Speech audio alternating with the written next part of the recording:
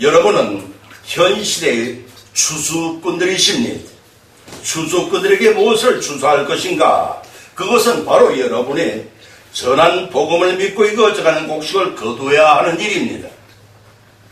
추수하라 명하신 이가 복음 그 자체이신 우리 주 예수님이십니다.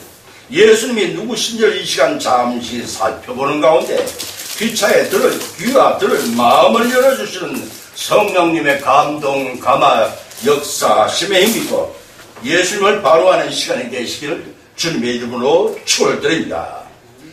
성경 말씀 요한복음 14장 1절 7절 찾아봉독하면 너희는 마음에 근심하지 말라. 하나님을 믿으리 또 나를 믿으라. 도마가 가로되 주여 어디로 가시는지 우리가 알지 못하거늘 그 길을 어찌 알겠사옵나이까. 예수님께서 가라사대 내가 곧 길이요 진리요 생명이니 나로 말미암지 그런 아버지께로 올 자가 없느니라. 예수님이 친히 말씀하셨습니다. 예수님은 누구신가? 라는 제아의 말씀을 오늘 상고하고자 합니다. 저건 첫째는 길이요 진리요 생명이신 분이십니다. 사람이 바다의 물을 다 담아낼 수가 없듯이 하나님의 사랑을 다 청량할 길이 없습니다. 인간은 겉으로 살아가신 하나님께서 독생하신 성자 하나님을 예수라는 이름으로 이 땅에 보내심도 그러하셨습니다.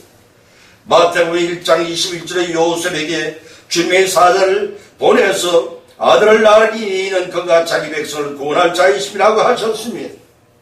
마태복음 6장 16장 17절의 기록을 찾아보면 예수님께서 세례를 받으시고 그 물에 올라오실 새 하늘이 열리고 하나님의 성령이 비둘기같이 내려와 자기 위에 임하심을 보시더니 하늘로 소리가 있어 말씀하시되 이는 내 사랑하는 아들이요 내가 기뻐하는 자라 하시니라 하셨고, 또 누가복음 9장 35절로 36절을 찾아보면 변화산에 오르신 예수님을 향하여 구름 속에 소리가 나가로되 이는 나의 사랑하는 아들 곧 택함을 받은 자니 너희는 저희 말을 들으라 하고 소리가 거치매 오직 예수님만이 보이시더라. 제자들이 잠잠하여 그때 본 것을 무엇이든지 아무에게도 이르지 아니하더라고 기록하고 있습니다. 이상의 인용문은 예수님이 누구신가를 어렴풋이나마 깨닫게 하는 말씀드립니다. 마태복음 1장 18절로 21절에 기록되기를 예수 그리스도의 나시면 이러하니라.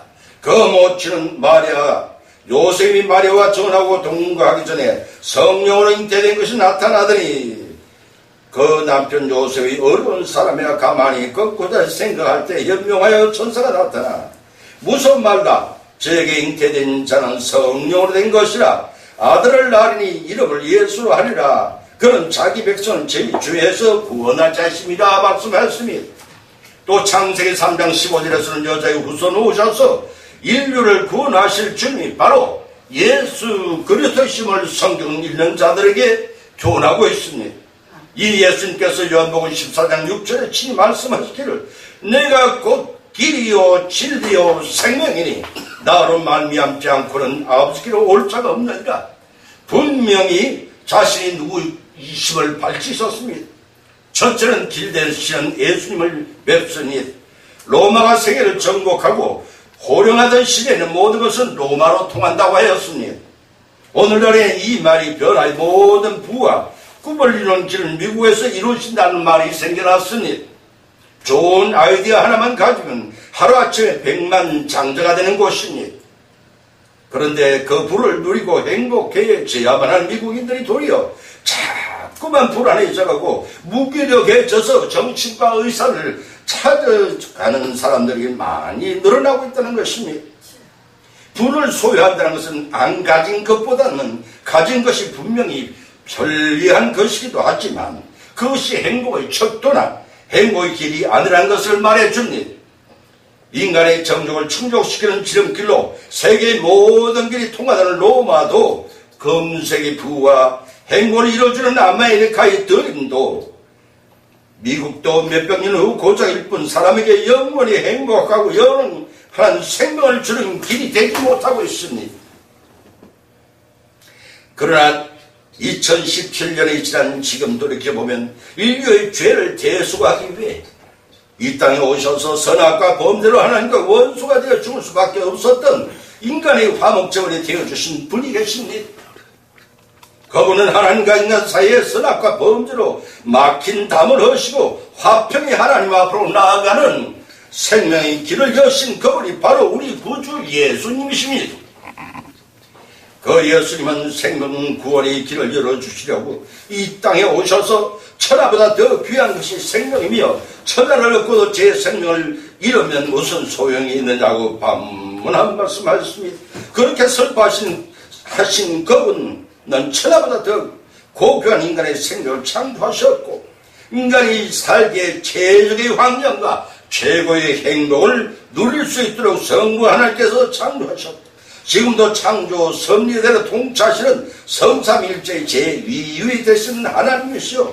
그분은 창세전부터 성부 하나님과 인간을 위해 계획하신 인류 구속 사역을 지원하여 성취하시기 위해 말씀이 육신되어 죄악 세상에 오신 독생 성자 하나님이십니다.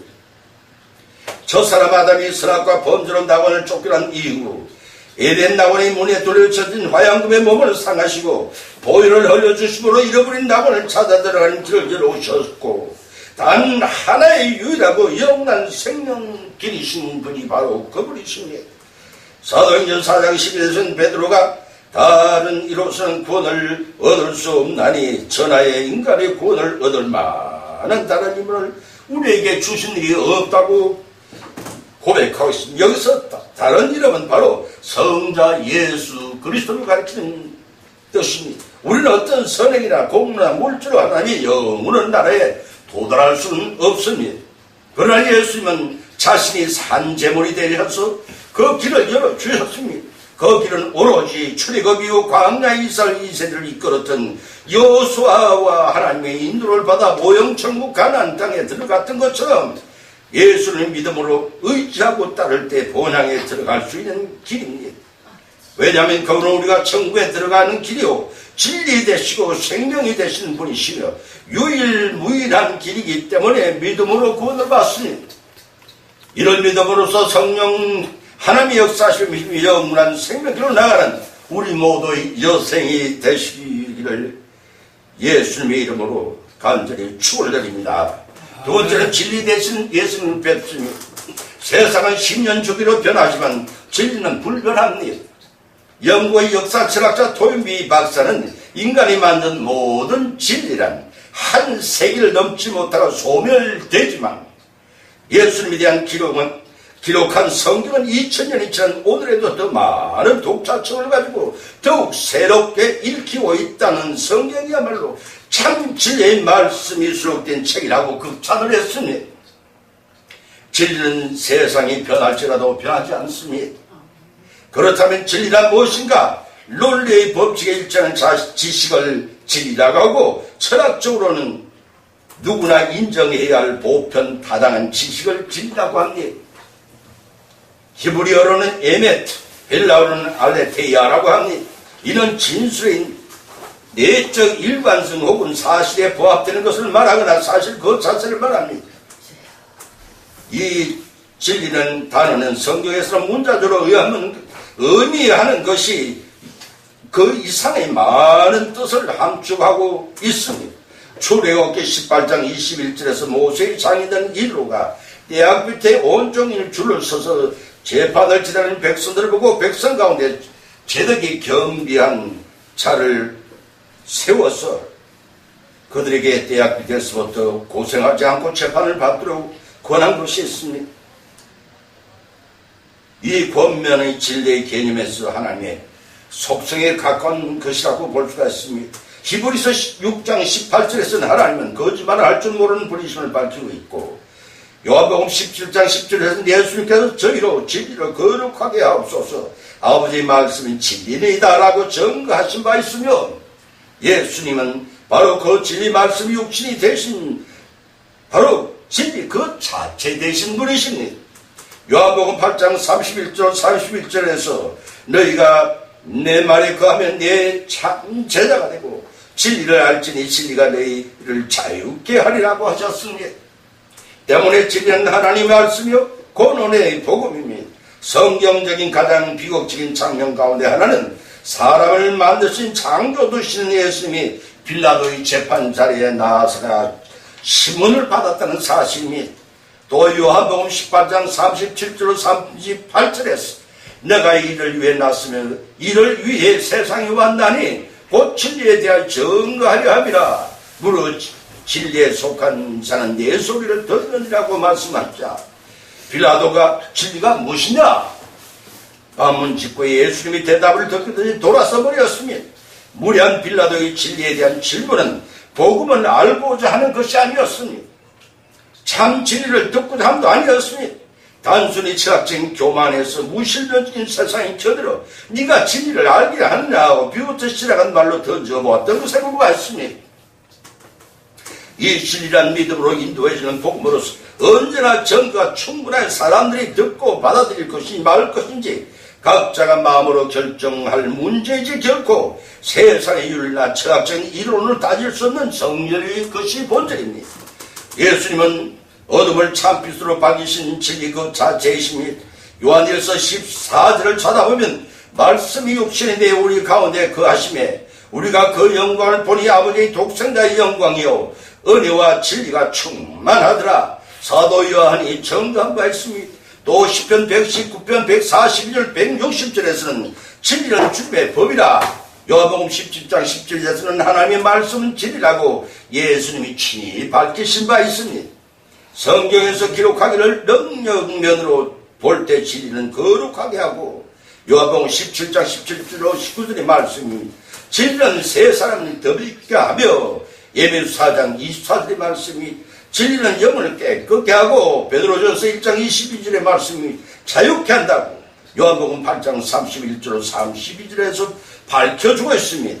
또 진리는 올바르게 분별할 줄 안다고 디모데의 후서 2장 15절에 진리는 순종하게 되며 베드로전서 1장 20절입니다.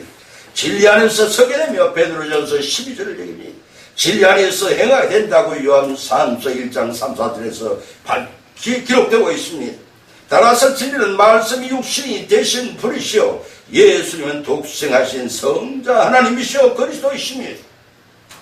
그래서 요한복음 14장 6절에 예수님께 친히 말씀하시기를 길이요 진리요 생명이니 나로 말미암지 않고는 아버지께로 올 자가 없느니라고 선포하셨던 것입니다.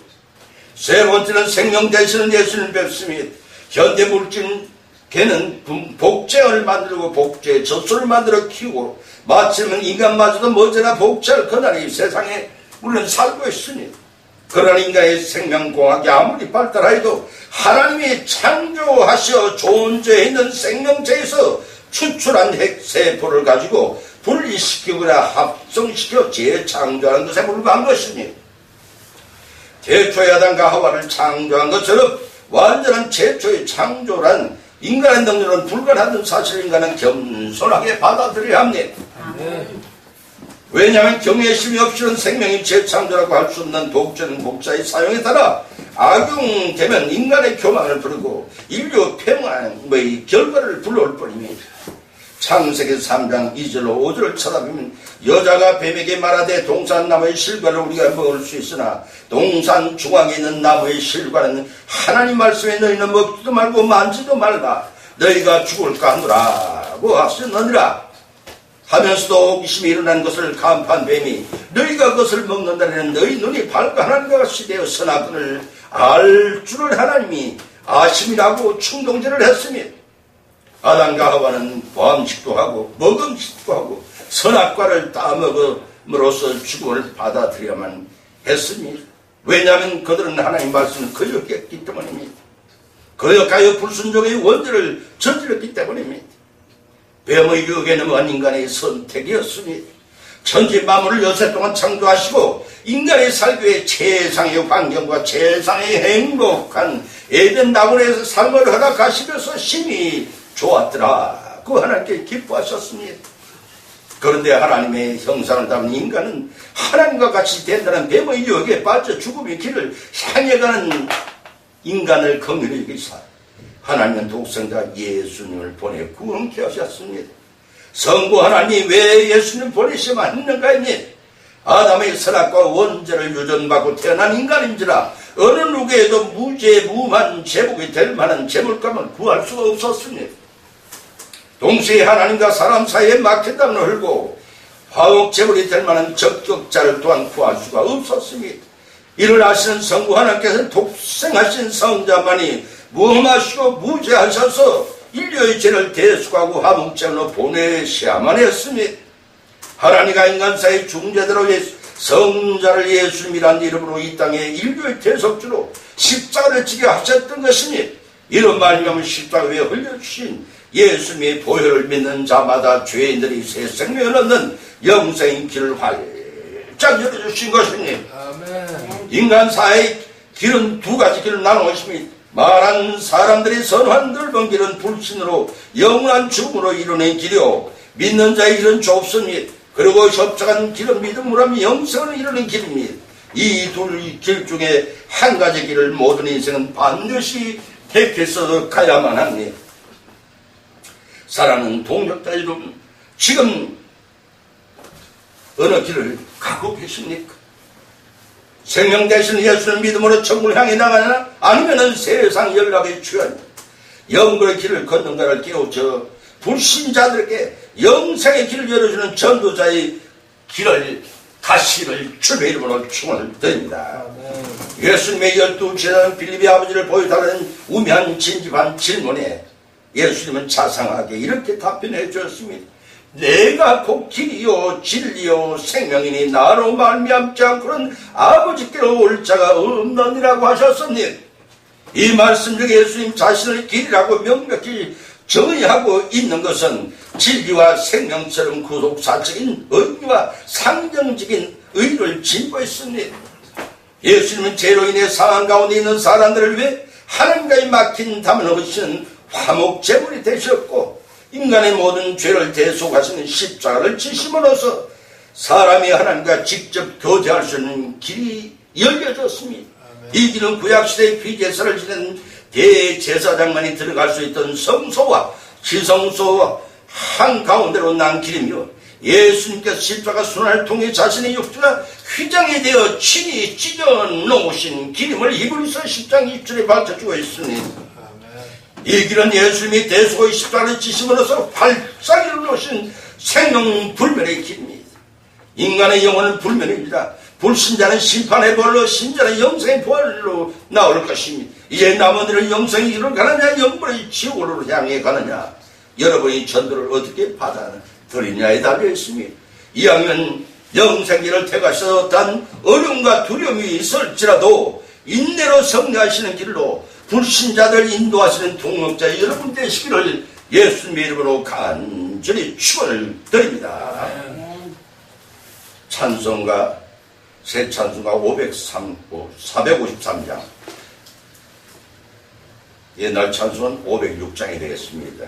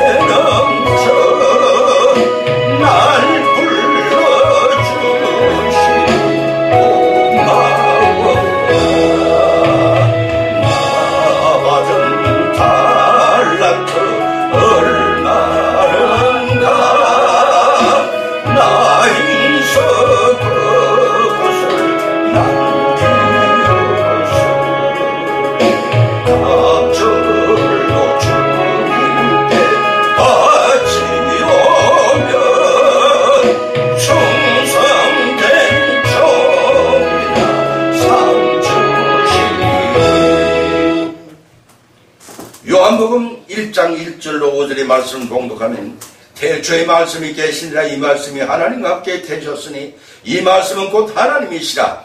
그가 태초에 하나님과 함께 계셨고 만물이 그로 말미암아 지은 바 되었으니 지은 것이 하나도 그가 없이는 된 것이 없느니라. 그 안에 생명의 빛이 있었으니 이 생명은 사람들이 빛이라 빛이 어둠에 빛이 되어 어둠에 깨달지 못하더라. 또 요한 1장 5절 7절에서는 우리가 저에게서 듣고 너희에게 전하는 소식이 이것이니 곧 하나님은 빛이시라. 거기에는 어둠이 조금도 없으시니라. 만일 우리가 하나님과 사귐이 있다고 어둠 가운데 행하면 거짓말을 하고 진리를 행치 아닌 함이 이거니와 저가 빛 가운데 계신것 같이 우리도 빛 가운데 행하면 우리가 서로 사귐이 있고 그 아들 예수님의 피가 우리를 모든 죄에서 깨끗하게 하실 것이라고 기록하고 있으니 찬송가장을 떠올리면서 예수님은 누구신가, 두 번째 독생자로 이 땅에 오신 목적이 무엇인가를 대해서 살펴보는 시간을 갖겠습니다. 찬송가 597장입니다.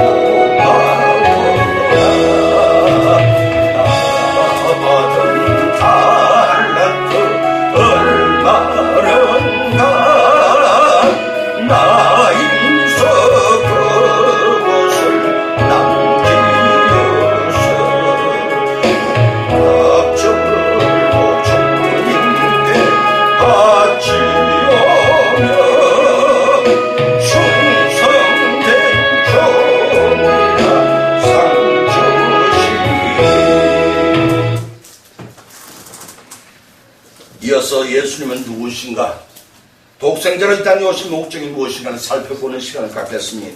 요한복음 3장 16절 17절, 로마서 5장 8절, 요한일서 4장 9장, 마태복음 1장 21절, 누가복음 1장 31절, 이사야서 7장 14절, 마태복음 1장 21절과 25절을 찾아 목록하면 하나님이 세상을 이처럼 사랑하사 독생자를 주었으니 이는 저를 믿는 자마다 멸망치 않고 영생을 얻게 하려 하십니다. 하나님이 그 아들을 세상에 보내신 것은 세상을 심판하려 하심이 아니요 저로 말미암아 세상의 구원을 받게 하려 하심이라고 하였으니, 또 이사야서 7장 14절에서 밝히 기록하기를 주께서 친히 징조로 주실 것이라. 보라 처녀가 잉태의 아들을 낳을 것이요 그 이름을 임마누엘이라 하리라. 예수님이 오시기 전 700여 년 전에 이사야가 선지자가 예언한 바대로 처녀가 마리아가 잉태한 아들이 임마누엘이라는 것을 축복의 탄생 고지는 예사일이 아니었습니다. 당시로선 처녀가 수태고지를 받는 사실은 보통 일이 아니었습니다. 하나님께서 함께 하시는 의미를 가진 아기 이름 또한 평범한 아기 이름이 아니었습니다.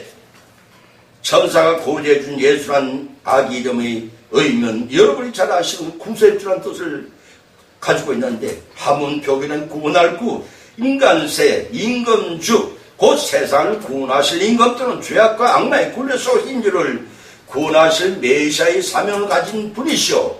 말씀이 육신되어 성부 하나님부터 독생하신 성자 하나님으로서 말씀이 육신되어 이 땅에 오시기 때문에 더 그러했습니다.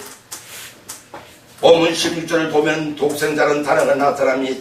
독생자는 하나밖에 없는 아들이라기보다는 남성의 힘을 빌리지 않고 성령으로 잉태되어 육신이 되신 분으로서 헬라어로 모네게네스 후오스, 단 하나뿐이라는 의미도 없지 않지만 신비롭게도 말씀이 사람의 몸을 입고 스스로 탄생되신 독생성자 하나님 곧 예수님을 가리킵니다. 이러한 신분을 가진 예수님께서 왜 이 땅에 오셔야만 했으며 왜 우리 인간의 죄를 대속하셨는가 하는 의문이 초미의 관심사가 될 수가 없으니, 그분은 성부와 성자와 성령이 한 분 하나님이신 곧 공의의 사랑의 하나님이십니다. 삼위일체 하나님인 아담의 선악과 불순종의 원죄를 짓고 살아가면서 또 자범죄를 누적시켜 도무지 구원받지 못할 인간이 말년의 흙으로 돌아가야 하는 인류의 처지를 긍휼히 여기시고 합심하여 구원하실 기회를 주시기로 작정하였습니다. 그것은 인간을 죽음으로부터 구원하실 유일한 방법으로서는 인간을 대신하여 다른 생명체가 죽음에 대속하는 인간 구속법을 세우신 것입니다.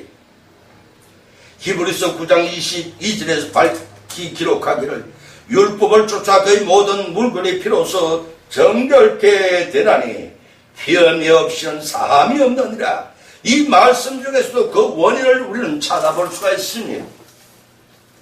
선악과 불순의 원죄를 지은 아담의 후손 중에서 무죄무만 대속의 재물감이 없었고 하나님과 사람 사이를 중재하여 원수된 담을 헐 인격을 갖춘 자를 세상 사람 중에서는 도무지 구할 수가 없었습니다. 창세 전부터 인류 구속을 세우시고 인류 구원하시기 위해 계획을 세우신 성부 하나님께서는 그 계획을 성취할 대상자가 필요하셨습니다. 그러나 원죄를 유전받고 태어난 인간 중에서는 무죄무험한 적격자도 중재자도 도무지 찾을 수가 없었기 때문에 하나님이 독생하신 성자를 십견 성경의 능력으로 말씀이 육신이 되게 하신 후 자원하신 예수님이 이 땅에 보내주심으로 인간 구속 계획이 성취하는 길을 택하여 이 땅에 오셨습니다. 그 구속 계획은 녹뱀처럼 십자가에 들려만 했으니 첫째는 모세의 녹뱀같이 들려지기 위해 오신 예수님이십니다. 요한복음 3장 13절과 15절에 예수님이 친히 말씀하시기를 하늘에서 내려온 자 곧 인자 외에는 하늘에 올라간 자가 없느니라. 모세가 광야에서 뱀을 든 것 같이 인자도 들려하리니 이는 저를 믿는 자마다 영생을 얻게 하려 하심이 나왔습니다. 자신 외에는 구원의 진리에 관해 완전히 알 사람이 아무도 없다고 말씀하신 예수님은 자신이 이 땅에 오셔서 감당할 대속의 사역에 대해 당시의 이스라엘 백성이 너무나도 명확히 기억하고 있는 민수기 21장 44절 9절의 녹뱀 사건을 들어 자세히 설명해 주었습니다. 이 녹뱀은 출애굽 당시 이스라엘 민족이 광야에서 여호와를 원망하다가 불뱀에게 물려 죽게 된 것을 지칭합니다. 모세의 간절한 구원기도를 허락하신 예수님 하나님께서는 처방하신 대로 녹뱀을 장대 매달아 놓고 그것을 우러러본 사람들만 생명의 구원을 받게 하셨습니다. 이 사건은 예수님께서 죄인들을 위해 대속의 십자가에 달리실 가장 좋은 예표적인 상징이라고 할 것입니다. 여기서 불뱀은 사단이라 불리는 옛뱀이라고 계시록 20장 2절에 가르치고 있고 불뱀에 물려 죽음이 위기에 몰린 사람들은 마귀의 계획에 빠져 범죄함으로써 죽게 될 죄인들을 상징합니다. 모형 뱀을 쳐다본 자들마다 생명 구원을 받게 하신 장대인 녹뱀은 세상 죄를 지시고 십자가에 달리신 예수님을 의미하는 동시에 오늘날의 성도들의 생명의 대속주 예수님을 믿음으로 확신하고 바랄 때 온전한 영생 구원을 받게 된 예표로 말 것이니 민수기 당시 이스라엘 백성들은 하나님을 원망함으로써 육신적인 죽음에 직면해 있었습니다. 그 말씀이 요한복음서에서 인류가 죄 때문에 영원한 죽음에 노출된 것을 밝혀놓고 있습니다. 여기서 중요한 사실은 뱀은 스스로 고치는 능력이 없지만 인성과 신성을 동시에 지니신 예수님은 영육간에 죽은 자도 살리시는 충분한 능력을 가지신 분입니다.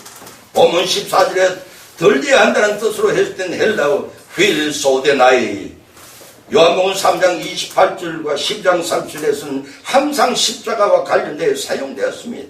다른 복음서는 예수님의 성천과 같이 높아짐을 가리키는 단어로 사용되기도 했지만 결국 이 단어는 예수님께서 십자가의 높이 달리실 뿐만 아니라 그가 능력과 영광과 하늘의 보좌를 높이 올라가시는 이 암시적인 의미로서 사용되어지고 있음을 우리는 알 수가 있습니다. 특히 보면 15절 저를 믿는 자마다 영생을 얻게 하심이라는 의미는 민수기 당시 이스라엘 백성들의 예수님 모형인 구리뱀을 쳐다보면서 남을 입은 것처럼 당시 이스라엘 백성의 대속의 십자가를 지은 예수님을 믿는 자마다 영원한 생명을 얻게 하신다는 뜻입니다.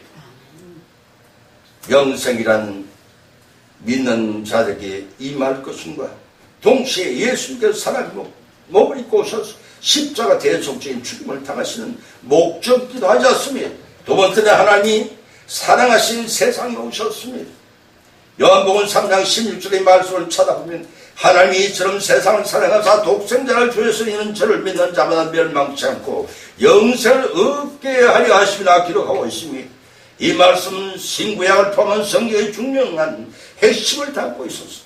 독일의 종교개혁자 마르틴 루터 이래 작은 복음, 리틀 가스펠 또는 복음서의 중의 복음서 더 가스펠 외친 더 가스펠이라고 붙여졌으며 성공예수는 예문에는 위로의 말씀이라 별칭을 갖고 있기도 합니다.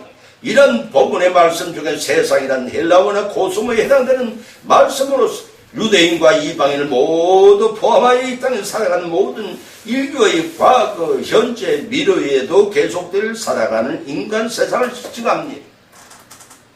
하나님의 사랑은 흔히 유대인의 전통 사고방식대로 이스라엘에게만 제한되는 것이 아니라 오고 오는 모든 인류에게 그 영향을 미칩니다. 디모데전서 2장 4절을 찾아보면 하나님은 진실로 모든 사람이 구원받으며 진리를 아는 데 이르기를 원하신다는 것입니다. 또 본절의 사랑으로 해석된 헬라어로 아가페는 복음서에서 가장 숭고한 형태를 나타내는 뜻으로 사용되고 있는 단어이기도 합니다. 특히 본절에서 독생자, 내놓으신 하나님의 계속적인 사랑을 표현하고 아담의 선악과 불순종의 범죄 이후에 타락한 인간의 실상은 육신적인 면에서 인간의 나약하고 연약한 원죄의 7가지 죄악 성질에 시달려 왔습니다. 첫째는 로마서 10장 16절, 누가복음 14장 11절에서 지적한 교만성입니다. 두 번째는 마태복음 5장 39절 44절, 요한일서 3장 15절, 야고보서 1장 20절, 로마서 10장 17절에 지적한 포악한 성질이 두 번째예요. 세 번째는 데살로니가전서 4장 3절 5절과 마태복음 5장 28절에 지적한 음란성입니다. 네 번째는 고린전서 13장 5절과 마태복음 19장 21절, 에베소 5장 3절에 지적한 아집성입니다. 다섯 번째는 로마서 13장 13절에 고린전서 13장 4절과 야고보서 3장 14절에 지적한 질투성입니다. 여섯 번째는 로마서 10장 11절과 데살로니가전서 3장 10절, 잠언서 13장 4절에 지적한 태만성입니다. 일곱 번째는 로마서 10장 9절과 베드로전서 1장 22절, 에베소 5장 6절, 갈라디아서 5장 19절 20절, 계시록 20장 15절에서 지적한 거짓 성등 7가지 죄악의 성질이 있는 것이 원죄라고 했습니다. 이상의 원죄의 7종 죄악 성질은 범죄하기 쉬운 환경을 만나게만 여지없이 죄를 범한 인간의 끝없는 범죄를 참으시고 용서하시는 자기휴생적인 완하신 하나님의 사랑을 나타냅니다. 언젠가 여건의 허락 때문에 죄를 강요할 기회가 주어지기를 원합니다. 그때의 사상이 밝기로 하고 그토록 지고가신 하나님의 사랑은 독생자 예수님의 희생체물로 내어주고 십자가에 못 박게 하심으로써 지고 지선의 하나님의 사랑이 절정에 이르게 하셨습니다. 그것은 자신이 죽어가고 있는 줄을 알지 못하는 인생들의 세상을 그래도 사랑하셔서 독생하신 아들까지 보내셔 고통의 십자가를 지게 하신 그 선출물을 믿는 자들로 하여금 멸망치 않고 영생을 얻게 하려 하시는 것이 그 목적이셨습니다. 본절의 멸망이라고 번역한 헬라어 아퀼럼이라는 사도 요한이 본서를 통해 10번이나 사용한 단어로서 완전하고 영원한 하나님의 정의로 다시 회복할 수 없는 상태를 빠진 것을 의미합니다. 또 본절의 영생이라는 멸망과는 반대되는 말로서 아담이 잃어버렸던 나군을 되찾아 하나님과 더불어 사는 완전하고 영원한 삶을 가리킵니다. 이러한 의미에서 영생은 독생자로 오신 그리스도 솔루스 그리스투스 그에 대한 믿음은 오직 솔로 피데 믿어지는 것이 부패한 개돌교회에서는 이 말씀을 종교개혁자들의 구호이기도 했다고 지적하고 있습니다. 오직 믿음으로 하면 영생 구원을 내는 이 말씀은 신앙생활의 반려자로 삼고 하나님이 이처럼 사랑하신 죄악 세상에 죄인들을 구속하신 예수님의 죄곡하신 십자가 대속의 은혜와 독생자를 속죄의 제물로 보내주셨던 진리를 우리는 전파해야 합니다. 세 번째로 예수님은 심판하러 오신 것이 아닙니다. 본문 요한복음 3장 16절 말씀은 놀랍게도 작은 복음 또는 구원의 복음이라 창세기 3장 16절과 밀접한 연관성을 가지고 있는 보다 보충적인 설명을 해주고 있는 부분입니다. 본문 17절 18절에서 먼저 17절을 보면 하나님이 그 아들을 세상에 보내신 것을 심판하려 하시며 저로 말미암아 세상이 구원을 받게 하려 하심이라고 하셨습니다. 이 뜻은 예수님이 초림하신 목적의 심판보다는 구원의 목적을 두셨다는 것입니다. 이는 당시의 유대 사회에서 팽배해 있던 세상 상과는 달랐습니다. 그들은 메시아가 오셔서 이방인들을 정죄하고 특히 로마에 대해서 다윗왕과 같이 대적을 무력으로 무찔러 해방시켜줄 심판주로서의 메시아요 정치적 메시아를 갈구했습니다. 본절은 당시 유대인들의 잘못된 생각을 지적했습니다. 예수님은 메시아로서 이스라엘뿐만 아니라 온 세상에 믿는 자를 구하기 위해 성육신하셨던 것입니다. 이런 죄를 범함으로써 말미암아 하나님과 분리된 그리고 점점 멀어져가는 멸망당할 죄들을 다시 살 수 있는 길을 열어주시기 위한 것이었습니다. 이어서 보면 18절에 보면 저는 믿는 자는 심판을 받지 아니하고 믿지 않는 자는 하나님의 독생자의 이름을 믿지 않으면 벌써 심판을 받은 것이라 선언한 바 있습니다. 이는 아담의 선악과 불순종의 원죄를 주저받고 태어난 이래 온 인류는 멸망할 것이 이미 정해져 있었습니다. 히브리서 9장 27절에 밝히기를 한 번 죽는 것은 사람에게 정한 것이요 그 후에는 심판이 있으리라고 하였습니다. 선악과 원죄를 타고날 때부터 유전받은 인간은 살아가면서 스스로 저지른 자범죄로 인해서 집행유예를 받은 몸에 가중처벌을 받아 살아날 소망이 전혀 없는 중죄인의 몸으로 만들어져 갔습니다. 로마서 3장 23절에 말씀입니다. 때문에 모든 인간은 마지막 때 모두가 보좌 앞에 심판을 받고 영원의 지옥 생활이 열려있으니 그러한 죄들을 구원하러 오신 예수님 오직 믿음으로서는 구원하게 하셨는 것입니다. 이 진리를 아는 자에게는 영생의 문이 열려있지만 나와 상관이 없다고 생각하는 어리석은 자들은 개인 총괄의 집단 총괄 때 정해진 영원한 심판을 벗어나지 못하게 될 것입니다. 따라서 본문에 의하면 예수님이 이 땅에 오셔서 그들을 심판할 것이 아니라 인류의 대표는 아담의 선악과 범죄를 저지른 그때부터 벌써 심판이 선고되어서 밝혀진 것입니다. 그것은 그들에게 주어진 4대 원총의 최후의 귀해요 유일하게 구원받을 방법은 예수 그리스도를 주로 섬기는 믿음밖에 없다는 것입니다. 이러한 기회가 인류 모두에게 주어졌으나 이것조차도 그 밤으로 그 심판이 확정됐는데 그것은 우리가 빛보다 어둠을 더 사랑하는 원죄의 죄악성을 지녔기 때문이랄 것입니다. 사랑하는 성도 여러분, 어떤 상태로 여러분들은 복음을 전하고 계십니까? 지금은 구원받을 때임을 아시고 심판이 아니고 오로지 죄인을 구원하러 오신 예수님을 믿음으로 영생 복락을 받아 누리라고 전도하시기를 예수님의 이름으로 축원드립니다. 오늘 마태복음 16장 26절에 예수님께서 말씀하시기를 만일 사람이 천하를 얻고도 제 목숨을 잊으면 무엇이 유익하리요? 사람이 무엇을 주고 제 목숨을 바꾸겠느냐고 반문하셨습니다. 인간의 목숨은 천하보다 더 귀하다고 하셨는데 천지 만물을 다 지으시고 마지막 엿새새 되는 날 인간을 지으시고 좋았더라고 기뻐하시는 창조주 하나님이 아들보다 더 귀하고 천지 만물 중에 또 있겠습니까 여러분? 빛보다 어둠을 더 사랑하여 빛으로 오신 생명체를 거부하고 죽어가는 아들이 있다면 그냥 내버려둘 어미는 세상에 단 한 사람도 없을 것입니다. 도살장에 걸려간 소들도 죽음을 맞고 솔방울 같은 눈물을 뚝뚝 흘린다는데 만물의 영장으로 지음받은 인간은 자신의 죄가 드러날까 꺼려하여 죄악 세상의 어둠에 머물기를 더 좋아하는 죄인들을 주님을 버려둘 수가 없으셨습니다. 때문에 창세전에 성부 하나님과 세워놓으신 인간 구속법을 따라 죽음의 길에서 영생의 길로 인도하시려고 이 땅에 오신 구주 예수님 오로지 믿음으로만 모두 구원받고 영생받는 여러분과 저가 되시기를 주님의 이름으로 축원드립니다. 이를 깨달은 예수님 목사는 친구의 찬사를 듣고 만 개의 입이 있다면 만 개의 입을 다 가지고 하나님께 찬송을 올리도록 하겠습니다.